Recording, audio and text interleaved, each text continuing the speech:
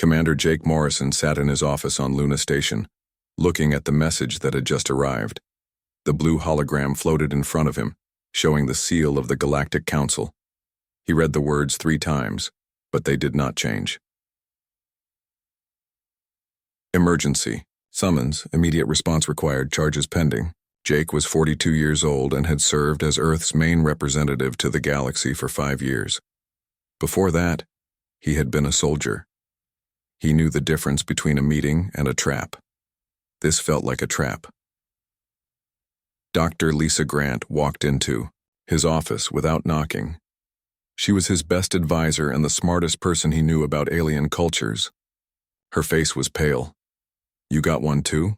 she asked. Jake nodded. "What do you think it means?" Lisa sat down hard in the chair across from his desk. "I think we're in trouble. Big trouble." For 47 years, humans had been part of the Galactic Council. It was supposed to be an honor. Earth was invited to join the community of civilized worlds. They said humans were ready to take their place among the stars, but it had never been easy. The other species looked at humans like they were dangerous animals that might bite. They whispered in the halls of the council station. They moved away when human diplomats approached. They made rules that seemed designed just to make humans look bad. "Have you heard anything from the other ambassadors?" Jake asked. Lisa shook her head. "That's what worries me. Usually someone talks. There are always rumors before a big meeting. This time nothing. Complete silence." Jake stood up and walked to the window. Outside, Earth hung in space like a blue marble. It looked so peaceful from here. Down there, 5 billion humans lived, their lives not knowing that their future in space might be ending. "Tell me about the recent incidents," he said. Lisa pulled out her tablet. "There have been several. 3 months ago, the colony on New Texas fought off raiders. The council said we used too much force." "They were slavers," Jake said. "What were we supposed to do? Ask them nicely to leave?" "I know, but the council thinks we should have called for help and waited." "How long would that have taken?" 6 weeks. Minimum. Jake turned back to the window. 6 weeks. The raiders would have taken every person on New Texas and sold them in the outer systems. But the council would rather lose a colony than break their rules about violence. "What else?" he asked. "The trade dispute with the Malarian Collective. Our merchants refuse to bow down to their princes. And the Malarians say it was insulting. They want an apology and punishment for our people." Jake laughed, but it was not a happy sound. Punishment for not bowing. "What did Earth say?" "President Williams told them to go jump in a black hole." Not in those exact words, but close enough. Lisa scrolled through more reports. "Then there's the education program on Kepler-7. We taught some of their young people to read and write. That's illegal now. The local government says we interfered with their culture. They keep their people ignorant on purpose. They say it maintains stability." Jake felt anger rising in his chest. This was what the galaxy called civilization. Keep people stupid and they won't cause problems. Let slavers operate freely because violence is wrong. Bow down to anyone who claims to be better than you. "And the expansion beyond the boundary markers?" Lisa continued. "We were rescuing refugees. The hive worlds were slaughtering their own people for thinking different thoughts. The council says we exceeded our territorial limits. So we should have let them die?" Lisa looked at him sadly. "According to galactic law, yes." Jake was quiet for a long moment. Outside the window, a transport ship was leaving Earth's orbit, carrying supplies to the outer colonies. Humans were spreading through space, building new worlds, exploring new frontiers. They were doing what humans had always done, pushing boundaries, helping others, refusing to accept that things could not change. Maybe that was the problem. "How long do we have?" he asked. "The summons says we need to be at the council station in 48 hours. That's not much time to prepare a defense." Lisa stood up. "Jake, I don't think they want us to defend ourselves. I think they've already decided." "Decided what?" "To kick us out. To send humanity back to Earth and lock the door." Jake thought about this. Earth alone in space, cut off from the galaxy. No more trade with alien worlds. No more exploring beyond their small corner of the universe. No more helping people who needed help. Maybe that wouldn't be so bad, he said quietly. Lisa stared at him. What do you mean? Maybe we're better off without them. Look what they want us to become. Silent, obedient, willing to watch others suffer rather than break their rules. But Jake, we need them. The technology, the resources, the knowledge. Do we? Humans got to space on their own. We built colonies, developed faster than light travel, created our own civilization. We did it all without their help. Lisa was quiet for a moment. What are you thinking? Jake turned back to face her. I'm thinking maybe it's time we stop trying to fit in. Maybe it's time we showed them who we really are. That sounds dangerous. Everything humans do is dangerous. That's what makes us human. Lisa gathered her papers. I'll start preparing our files. We need evidence for every incident they might bring up. Good. But Lisa? Yes? Don't just prepare our defense. Prepare our offense too. What do you mean? Jake smiled for the first time since reading the summons. I mean, maybe it's time the Galactic Council learned something about humanity. The real truth about who we are and what we stand for. Lisa left the office, and Jake turned back to the window. Earth continued to turn slowly below him. Somewhere down there, children were learning to read. Scientists were making discoveries. Artists were creating beauty. Ordinary people were living, loving, and hoping for a better future. The galaxy wanted to put an end to all of that. They wanted to cage humanity, to make them small and safe and quiet. Jake Morrison had been a soldier before he became a diplomat. He knew how to fight when fighting was necessary, and looking at that summons, he was starting to think fighting might be very necessary indeed. The council station was bigger than most moons. It hung in space around Kepler Prime, a crystalline metal structure that housed nearly 1 million beings from across the galaxy. Jake Morrison had seen it many times, but today it looked different. Today it looked like a prison. The HSS Constitution docked at the human port, one of the smallest areas on the station. Jake and Lisa walked through corridors filled with aliens who stared at them with suspicious eyes. Some moved away as they passed. Others whispered in languages Jake did not understand. They all know why we're here, Lisa said quietly. Good, Jake replied. Let them watch. The Grand Assembly Hall was enormous. Jake had attended regular council meetings here, but this was different. Today, all 847 member species were present. The hall buzzed with thousands of voices speaking hundreds of languages. The human section was in the back, marked as recent additions. Jake and Lisa sat alone in seats meant for a much larger delegation.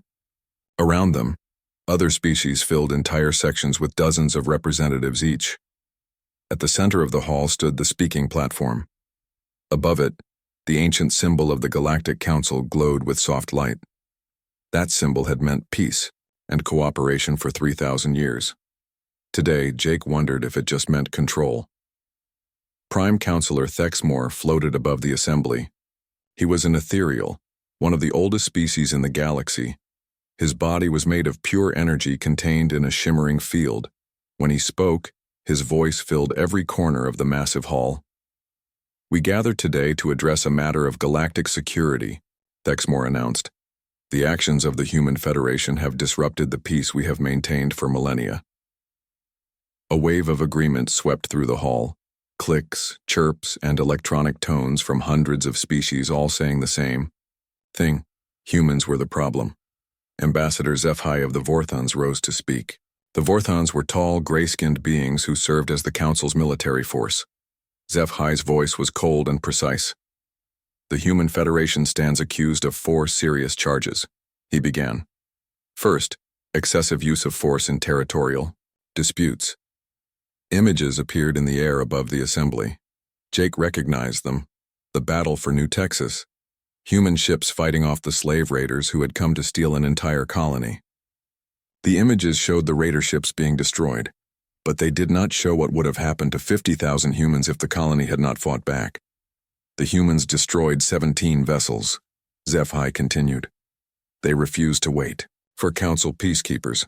They acted without authorization. More agreement from the assembly. Jake felt his hands tighten into fists.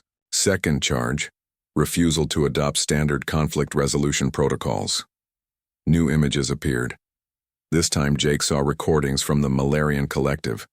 Human traders standing upright before the Malarian princes instead of bowing. The princes looked insulted. The humans looked stubborn. The humans violated ancient customs of respect, HFY said. When offered the chance to apologize, they refused. Their leader used inappropriate language. Jake almost smiled. President Williams had indeed told the Malarians what they could do with their Boeing requirements. Third charge, cultural contamination of developing species. The images now showed human teachers on Kepler-7. They were working with young aliens, showing them how to read and write. The young beings looked excited to learn, their faces bright with discovery. The humans interfered with local governance, HFY explained. They taught skills that the local government had deemed inappropriate for their population. Skills like reading, Lisa whispered angrily beside Jake. Fourth and final charge, expansion beyond designated boundaries. The last set of images showed human ships in the Hive world system. They were loading refugees, aliens who had fled their homeworlds to escape death. Men, women, and children of a dozen species, all seeking safety. The humans exceeded their territorial limits without permission, HFY concluded. They interfered in internal affairs of member species. The Vorthon sat down, and other species began to speak. Each one added their own complaints about humanity. The crystalline hierarchy spoke next. Their representative was a living gem that sparkled as it talked. Humans taught our youth about individual rights, the crystal being said. This created unrest. Young crystallines began questioning the wisdom of the hierarchy. Order was disrupted. The Oceanic Federation was next. Their ambassador spoke through a water-filled suit. Human entertainment corrupts our peaceful culture, they bubbled. Their stories are full of violence and struggle.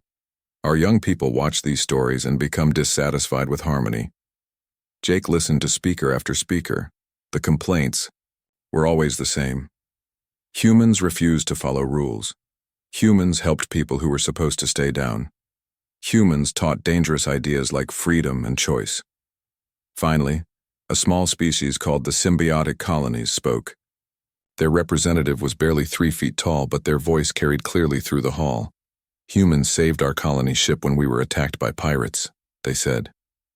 But they did not ask permission first. They acted on their own judgment. Even, their gratitude sounded like a complaint. Prime Counselor Thexmore floated forward again.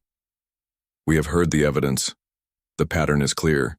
Humanity refuses to accept the order that has brought peace to the galaxy. They spread chaos wherever they go. The hall erupted in agreement. Thousands of voices calling for justice, for action, for humanity to be punished.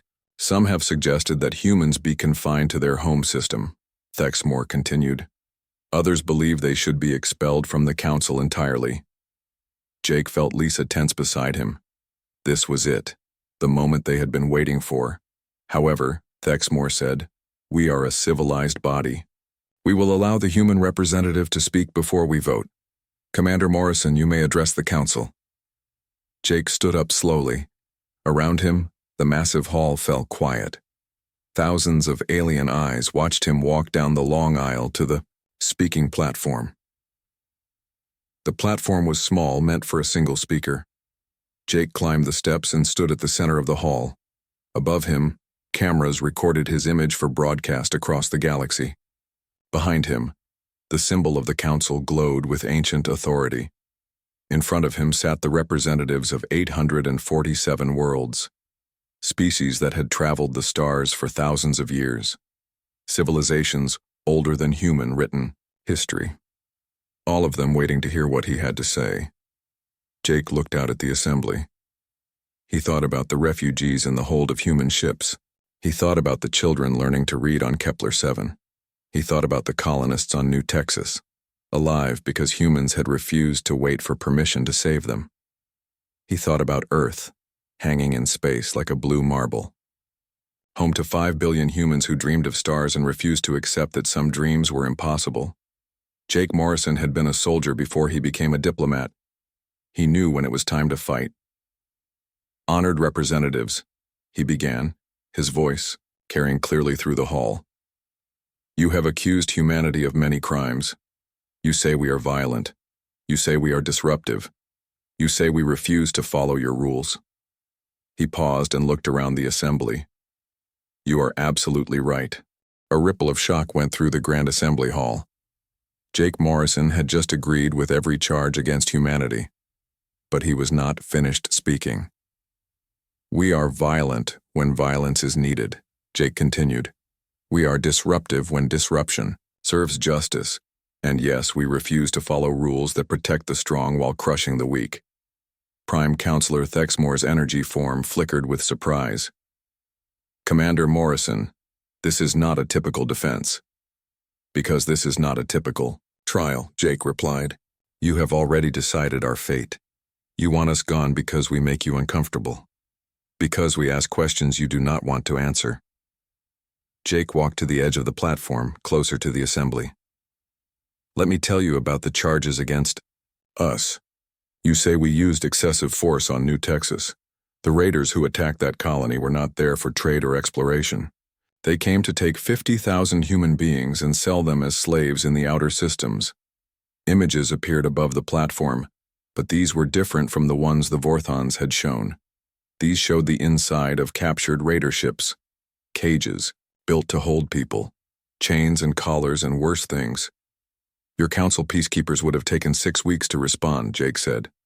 "By then, every man, woman, and child on New Texas would have been property of the slave markets. But we were supposed to wait. We were supposed to let it happen because violence is against your rules." Some representatives in the hall shifted uncomfortably in their seats. "You say we refuse to follow conflict resolution protocols with the Malarians," Jake continued. "Do you know what those protocols require? Our people must bow down and touch the ground with their faces. They must speak only when given permission. They must accept whatever terms the Malarian princes decide." Jake's voice grew harder. "Human beings do not bow. We never have and we never will. We stand up straight and look others in the eye. We speak our minds. We negotiate as equals." Ambassador HFY stood up. "These are ancient customs that promote stability." "These are customs that promote submission," Jake shot back. "You want to turn humans into servants who know their place." The hall erupted in angry voices. Several species demanded that Jake be removed from the platform, but Prime Counselor Thexmore held up a hand for silence. "Continue, Commander," he said coldly. Jake looked out at the assembly again. "You accuse us of cultural contamination. We taught reading and writing to young people on Kepler 7. Their government says this was wrong. They want their people to stay ignorant because ignorant people are easier to control." New images appeared above the platform. These showed the faces of young aliens as they learned to read their first words, the joy in their eyes, the wonder of discovery. "Is this contamination?" Jake asked. "Teaching someone to read? Showing them that they can learn and grow and think for themselves?" The representative from Kepler 7 stood up. He was a large gray creature with multiple eyes. "Those individuals were not authorized for education. It disrupted our social order." "Your social order depends on keeping people stupid," Jake said. "You rule through ignorance and fear. When your people learn to read, they start asking questions. They want to know why they cannot choose their own leaders. They want to know why they cannot travel freely. They want to know why they must obey without question." Jake turned to face the Kepler 7 representative directly. "You are afraid of your own people. That is why you keep them in darkness." The creature sat down quickly, its multiple eyes blinking in confusion. "Finally, you accuse us of territorial expansion," Jake continued.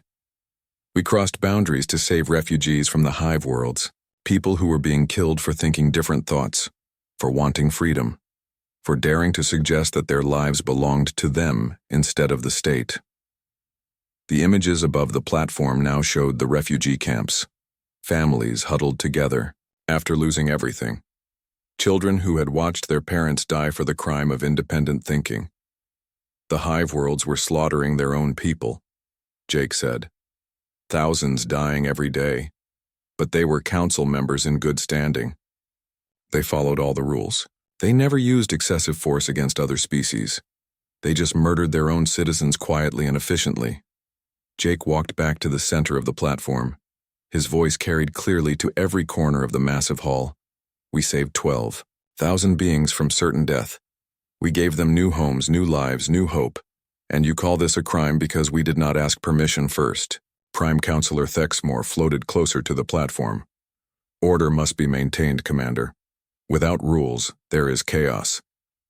Whose order? Jake demanded. Who benefits from your rules? Look around this hall. The founding species sit in the front sections. They have the biggest delegations, the most comfortable seats, the loudest voices. The newer species are pushed to the back. The youngest civilizations get the smallest space. Jake pointed to different sections of the assembly. The Vorthans enforce your will with military might. The crystalline hierarchy controls education and information. The Oceanic Federation manages trade and resources. The founding species have divided up the galaxy between them, and everyone else must be grateful for whatever scraps they are allowed.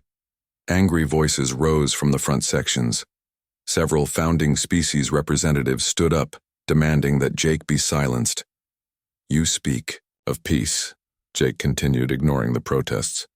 You say your rules have brought stability to the galaxy, but what kind of peace requires ignorance? What kind of stability depends on slavery? What kind of civilization prospers while others suffer? Jake walked to the edge of the platform again, looking directly at Prime Counselor Thexmore. You have ruled the galaxy for 3,000 years. In all that time, how many species have advanced from primitive worlds to starfaring civilizations? How many new technologies have been developed? How many scientific breakthroughs have been achieved? Thexmore's energy form flickered. Progress must be carefully managed. Progress has been stopped, Jake said. You found a system that gave you power, and you froze the galaxy in place to protect it. No one is allowed to grow. No one is allowed to change. No one is allowed to challenge the way things are. Jake spread his arms wide, addressing the entire assembly. Humans have been part of this council for 47 years.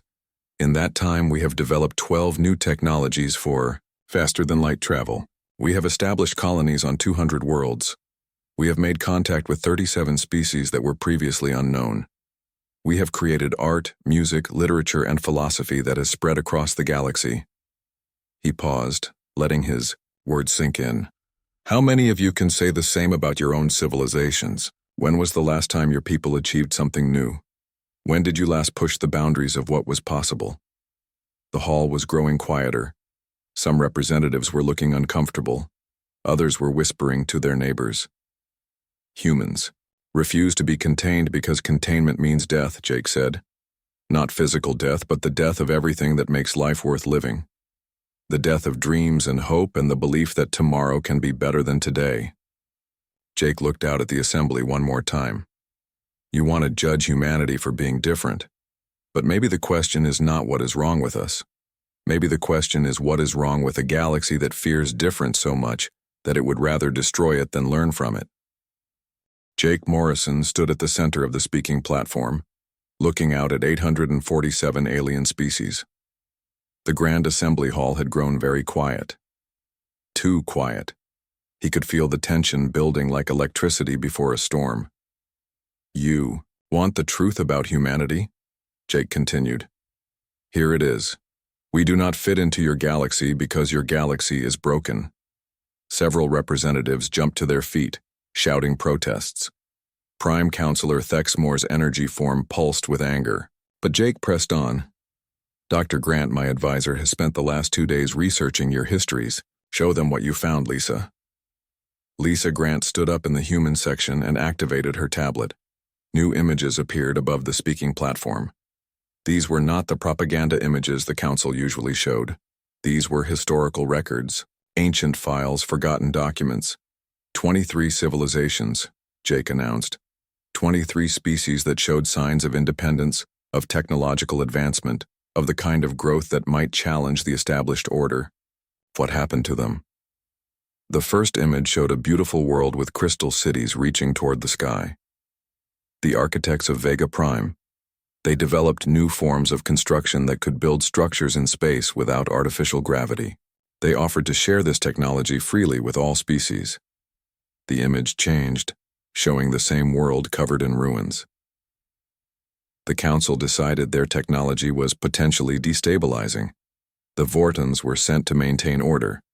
The architects were integrated into the crystalline hierarchy as a subject species. Their technology was classified and locked away. Angry murmurs rose from the crystalline hierarchy section. Their representative, a large gem being, flickered with indignant light. The Wanderer fleet of the Outer Rim, Jake continued. They developed ships that could travel between galaxies. They planned to explore beyond the Milky Way. Another image of magnificent vessels, sleek and powerful. Then another image of twisted metal drifting in space. Their entire fleet was destroyed in what the records call a tragic accident. No survivors. No witnesses. The technology for intergalactic travel was lost forever.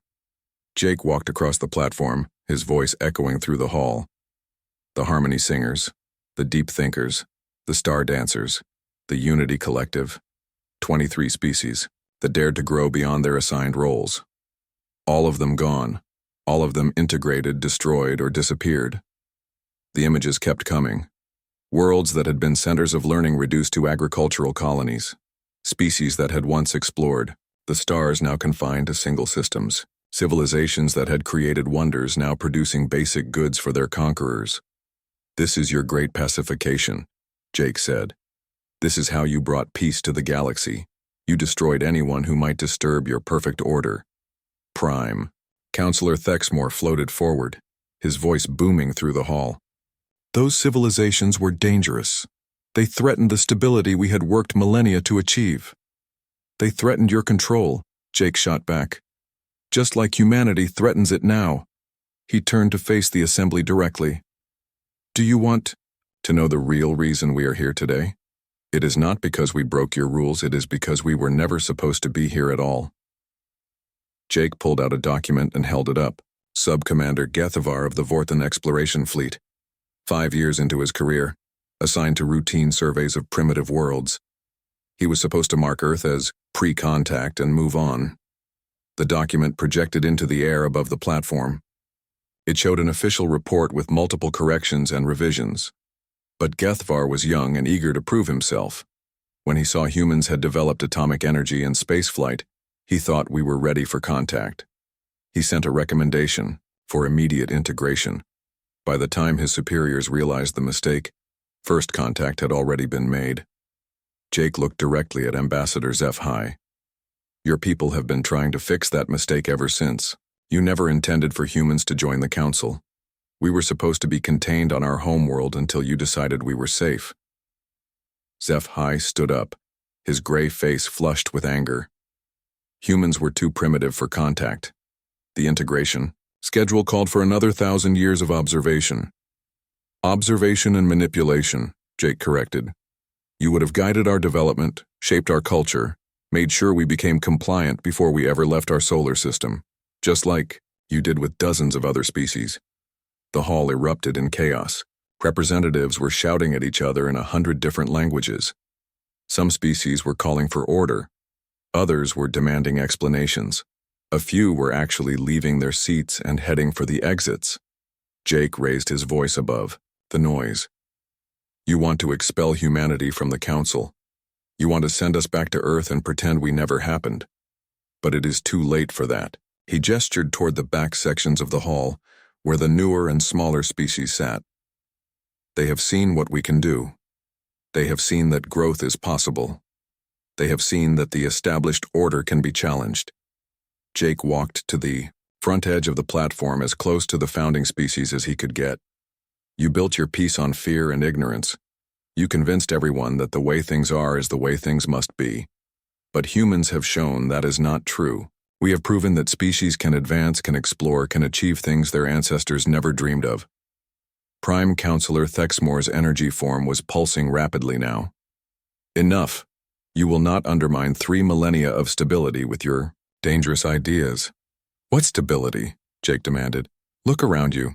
Half the species in this hall live in poverty, while the founding civilizations grow fat on their resources. The other half are too afraid to speak their minds because they know what happens to species that ask for more. Jake turned to address the entire assembly. You are not at peace. You are in prison. All of you. Even the founding species are trapped by the system they created. When was the last time any of you felt wonder? When did you last look at the stars and dream of what might be possible? He pointed to different sections of the hall. The symbiotic colonies have not explored a new world in 400 years. The Oceanic Federation has not developed new technology in 6 centuries. The crystalline hierarchy teaches the same lessons their ancestors taught 3,000 years ago. Jake's voice dropped to almost a whisper, but somehow it carried to every corner of the massive hall. You are dying, all of you. Your civilizations are slowly fading away because you chose safety over growth, order over discovery, control over freedom. The hall was completely silent now. Even the protesters had stopped shouting. Thousands of alien beings stared at the human on the platform who was telling them truths they had tried not to think about for centuries. Humanity offers you a choice, Jake said quietly. You can continue as you are. You can expel us and go back to your slow, safe decline. You can pretend that stagnation is peace and call it victory. He paused, looking around the hall one more time. Or you can remember what it feels like to be alive. You can remember that the universe is vast and full of wonders waiting to be discovered. You can remember that every species, no matter how small or new, has something valuable to contribute. Jake Morrison, former soldier and reluctant diplomat, stood alone on the speaking platform facing the combined might of galactic civilization. The choice is yours, he said, but choose wisely, because humanity will not be caged. We will not be silenced. We will not accept that the galaxy must remain forever frozen in ancient patterns of dominance and submission. He looked directly at Prime Counselor Thexmore. We are offering you partnership, but if you insist on our destruction, then you will have to destroy us. Because we will never stop growing, never stop exploring, and never stop believing that tomorrow can be better than today. The silence that followed was absolute. For the first time in 3,000 years, the Galactic Council had no words. The silence stretched on for what felt like forever. Jake Morrison stood on the speaking platform, looking out at 847 species who seemed frozen in place. The Grand Assembly Hall had never been so quiet. Even the air recycling system seemed muted.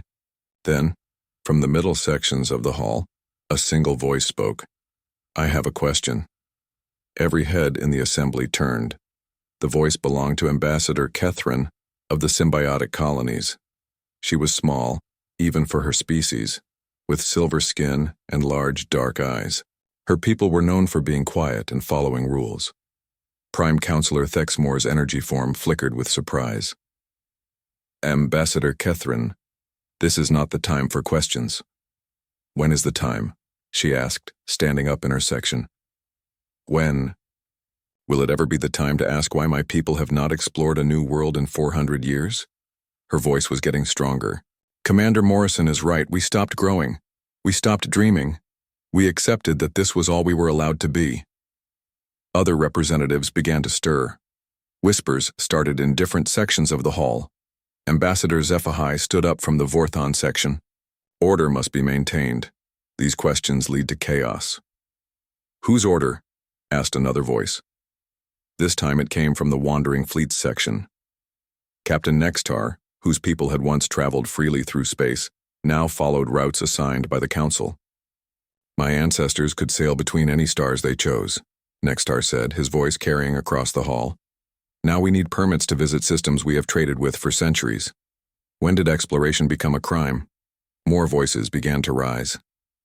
The hive minds of Sector 7, usually silent unless spoken to, activated their communication array. We have wanted to expand our colonies for 200 years. Every request has been denied. We were told it would disturb the balance of the region. What balance? The balance that keeps us contained? Prime Counselor Thexmore tried to regain control. Representatives, please return to order. These outbursts are inappropriate. But the dam had broken. Species that had been silent for centuries were finding their voices. The artisan guild spoke up. We created beautiful works that inspired joy across the galaxy. Now we can only make approved designs. Our young artists ask why they cannot create something new. What do we tell them? The Deep Sea Collective, who rarely spoke in council meetings, activated their translation systems. Our philosophers once wrote about the nature of existence and the meaning of consciousness. The council declared these thoughts too dangerous for public distribution. We have been silent for 800 years. We are tired of silence. Jake watched from the platform as the hall transformed. Species that had seemed content with their positions were standing up, speaking out, asking questions that had been forbidden for millennia. Ambassador HFY was trying to restore order, but his voice was being drowned out by dozens of others. Some of the founding species were shouting for security. Others were trying to leave the hall. Then another voice cut through the chaos. It was clear, strong, and completely unexpected. The human speaks truth. Everyone turned to see who had spoken. It was Counselor Velkoth of the Ethereals, one of Prime Counselor Thexmore's own people. The ancient being floated above his section, his energy form pulsing with slow, deliberate light. Velkoth, Thexmore said sharply. You forget yourself. I remember myself, Velkoth replied. I remember when we first reached the stars. I remember when we met other species and felt wonder at their differences. I remember when we believed the galaxy was vast enough for all forms of life to flourish. The ancient being turned to address the assembly. I have served this council for over 2,000 years. I have watched us become afraid of change. I have seen us destroy civilizations because they dared to grow. I have helped build this prison we call peace. Thexmore's energy form was flickering rapidly with anger. Counselor Velkoth, you will resume your place and remain silent. I will not, Velkoth said calmly. I am too old to be afraid anymore. The human has shown us what we have become. The question now is what we will do about it.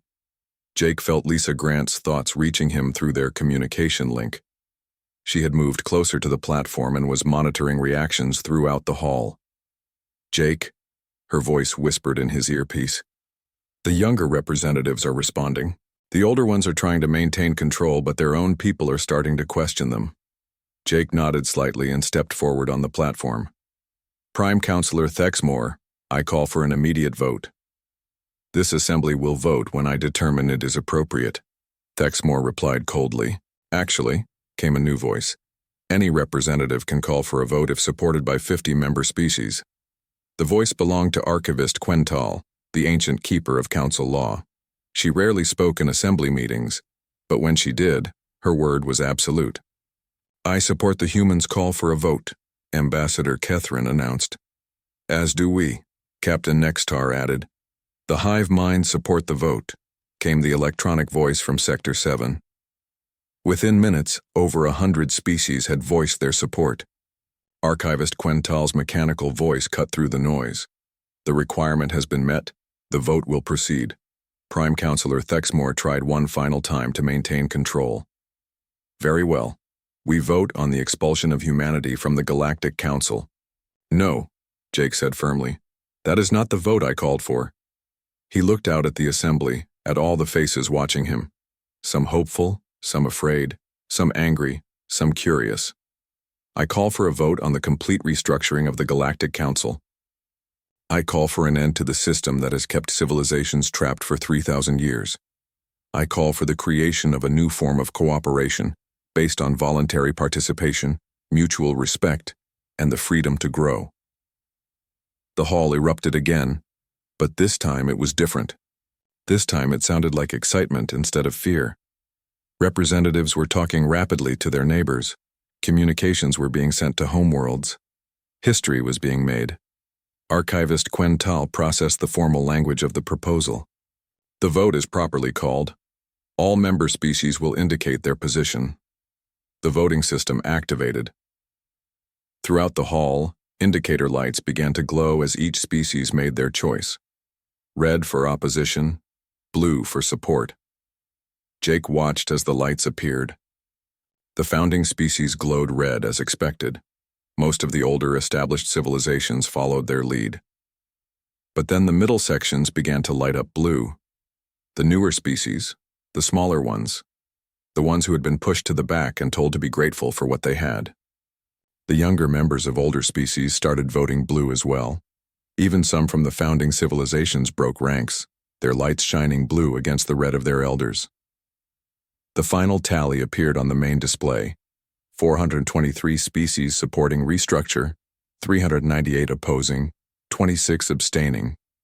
For the first time in galactic history, a vote had passed without the unanimous consent of the founding species. Prime Counselor Thexmore stared at the display in shock. This is impossible. This is democracy, Jake said quietly. This is what happens when everyone gets a voice. Archivist Quintal's mechanical voice filled the hall. By majority vote, the Galactic Council will undergo comprehensive restructuring. A reform committee will be established to draft new articles of cooperation. Each member species will have equal representation. Jake stepped down from the speaking platform and walked back to the human section. Lisa Grant was smiling wider than he had ever seen. "What happens now?" she asked. Jake looked around the hall, at species that were talking to each other for the first time in centuries. At young representatives challenging their elders. At civilizations awakening from a long sleep. "Now we get to work," he said. "Now we find out what the galaxy can become when everyone is free to reach for the stars." 3 months later, Jake Morrison stood on the observation deck of the new reform station. Through the transparent walls, he could see ships from dozens of species arriving for the Constitutional Convention. Some were species he had never seen before, civilizations that had been hiding in distant systems, afraid to reveal themselves to the old council. His communication pad chimed with a message from Earth. President Williams had simple instructions. "Keep talking, Commander. The galaxy is finally listening." Jake smiled and walked toward the conference room where 847 species were learning to work together as equals. It was chaotic and loud and sometimes seemed impossible. It was also the most human thing that had ever happened to the galaxy. And Jake Morrison, former soldier and accidental revolutionary, went to help write the future.